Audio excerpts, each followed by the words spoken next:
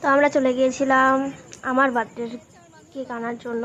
আমাকে সারপ্রাইজ দেওয়ার কথা ছিল, বাট আমিও চলে গেছি, কারণ আমার বাড়িতে বসে বসে একা বোর হতো।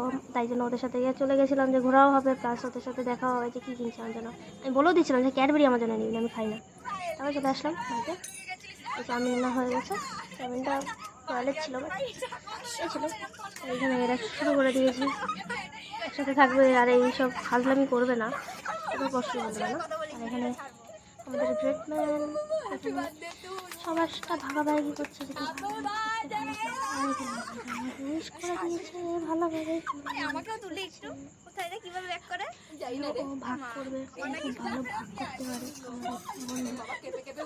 এখানে বলছে বেলুনের ফেটে যাচ্ছে, আর দোকান থেকে আনা হয়েছে।